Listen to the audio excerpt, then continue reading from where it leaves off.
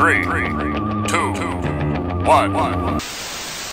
You know what I feel like doing? Is it kick back, relax, and get comfy? I feel like kicking back. I already said it. Nope. No. I feel like kicking back, relaxing, getting comfy. Welcome to the Get Comfy podcast. I am your host, Kalo, as always, here to give you the lowdown on all things gaming. And I'm joined by my co-host, DJ AIM. Oh, I'm going to do it for you then. So You suck. It's DJ AIM, like Kalo said, because you repeated after me, so I'm going to repeat after you. Yes, honestly. So today, our podcast is brought to you by the good folks over at Kingsman Beard Club. More about them later. We'll talk more. We'll get more into the beard stuff later. But we're here today to talk about a big, proprietary part of the gaming world. Yeah, and it's about, I came up with the topic maybe a couple of weeks ago when we were doing our topics about Borderlands and Gears, and that was, should cross-platform exist? What's the other one? No, console exclusive, sorry. Yeah, console exclusive games, games that only belong on PC. Wii, Nintendo, should that come to an end? Are we in that time of year, in this age, that gaming exclusive consoles should just end now?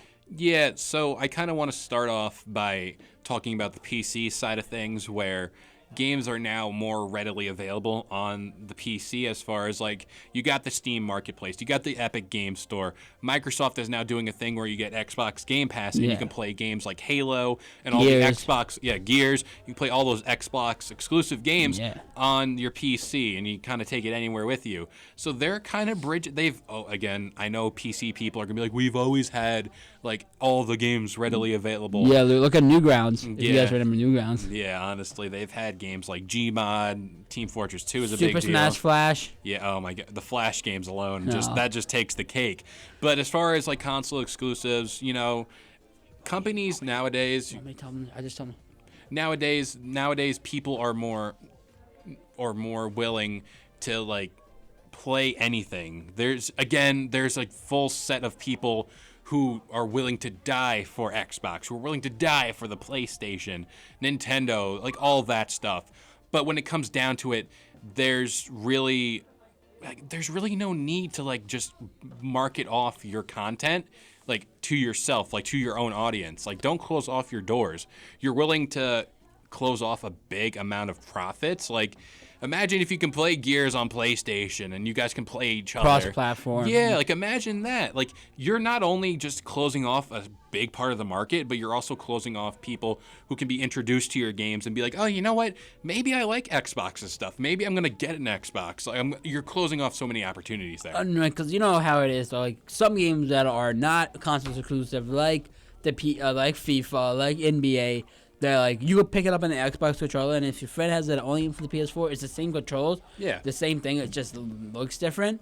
And I feel like at today's day and age, console exclusive, you're agreeing that cross-platform no console exclusive games should end. Yeah, I mean, that's what you're going for, correct? Yeah. I don't think it should end. Okay. I think it should stay as is because it makes you... Because Spider-Man's on PS4. People are going to buy Spider-Man on PS4. Because then if you have an Xbox... Oh, why? Because what I did, I had an Xbox One. The moment Spider-Man 4 came out, I was you bought a PlayStation. For that game. And MLB 19, that came out. It was only for the PS4. And I was like, all right, I have two reasons now to buy a PS4 now. To play MLB 19 and play Spider-Man 4. That made it really fun. I remember where WWE had to get back in the day. WWE used to have WWE Raw, WWE SmackDown, and then that you can only have only a Raw roster, and you're going to play as the Raw superstars. And the SmackDown only has the SmackDown superstars. Pokemon still does it with Sword and Shield, Diamond and Pearl, Black and White. Yeah, you want to say, oh, I can't catch these Pokemons, but I can catch these ones.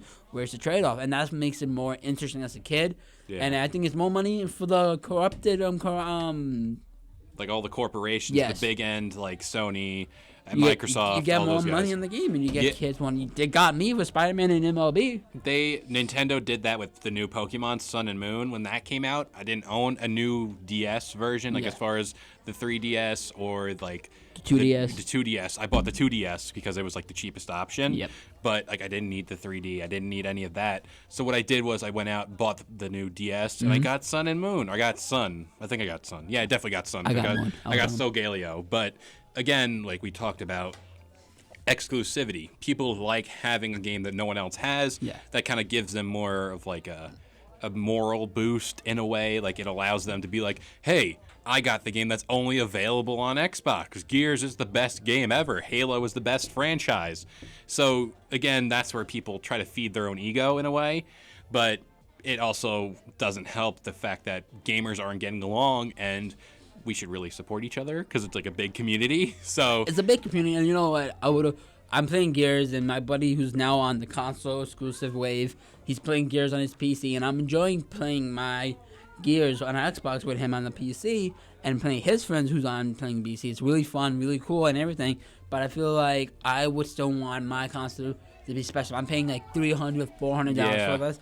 I want it so like my buddy who's only a PlayStation, the console wars. If you be like, how we're beating you because we have Gears, we have Halo, we have this. What do you guys have? Oh, you you have Spider-Man that's only saving your product. Recently, I'd say Xbox won the console wars when the 360 came out. Oh, 100%. And then this time around when the Xbox One and the PlayStation 4 came out, PlayStation blew Xbox out of the water because they had they had the console exclusives. They had everything above Xbox. Xbox had Dead Rising and like Halo. I think it was Halo 5. Halo 5 came out, which wasn't that good. Yeah. It was kind of like whatever. I like Halo still, but like as far as like who's a clear winner of like this generation, I feel like it's definitely PlayStation.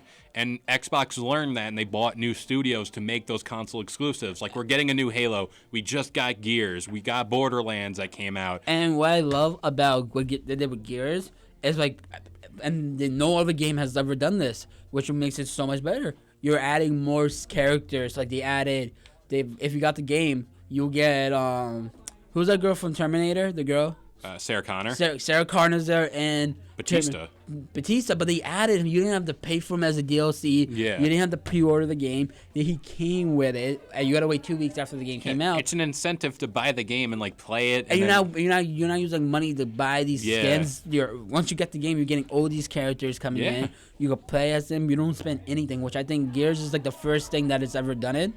And that's actually revolutionary right there. And again, like nowadays, paying $60 for a brand new game, you know, you kind of look at it and you're like, man, is $60 really worth the buy? I mean, like, I was talking to you, 65 after tax, but again, prices vary across different states. But I'm talking about as far as like, I just bought Borderlands 3. And I was playing it on Friday, and I was telling you before, the game was really buggy, and there's a big amount of problems, but I still enjoyed it.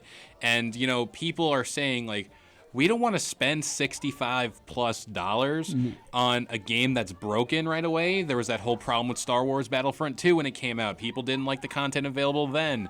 There was that whole thing with Anthem we were talking about earlier in the year.